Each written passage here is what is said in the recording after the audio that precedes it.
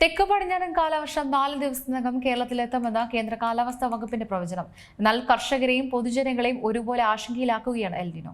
സാധാരണ ലഭിക്കേണ്ട മഴയുടെ അളവിൽ വലിയൊരു കുറവുണ്ടാകുമെന്ന സൂചനയാണ് നിലവിൽ കാലാവസ്ഥാ നിരീക്ഷകരടക്കം പങ്കുവയ്ക്കുന്നത്. രാജ്യത്താകെ ദീർഘകാല ശരാശരിയുടെ 90% മഴ മാത്രമേ ഇത്തവണ പ്രതീക്ഷിക്കുന്നുള്ളൂ.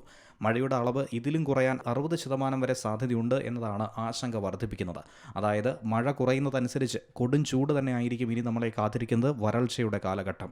പസഫിക് സമുദ്രോപരിതലം അസാധാരണമായി ചൂടാകുന്ന എൽ നിനോ പ്രതിഭാസം ഇത്തവണ കാലവർഷക്കാലത്ത് സജീവമാകുന്നു എന്നുള്ളതാണ് ഏറ്റവും ഒടുവിലത്തെ വിവരം. ഇതുതന്നെയാണ് മഴ കുറയാനുള്ള പ്രധാന കാരണമായി ചൂണ്ടിക്കാണിക്കുന്നത്. എൽ നിനോ ഇത്തവണ ഇന്ത്യൻ ഉപഭൂഖണ്ഡത്തെ ആകെ ബുദ്ധിമുട്ടിലാക്കുന്ന രീതിയിൽ തന്നെയാണ് പ്രവർത്തിക്കുന്നത്. സമുദ്രോപരിതലത്തിലെ താപനിലയിലുണ്ടാകുന്ന ഈ വ്യതിയാനം അന്തരീക്ഷ ചുഴലുകളെയും മേഘരൂപീകരണത്തെയും ഒക്കെ തന്നെ പ്രതികൂലമായി ബാധിക്കുന്നുണ്ട്.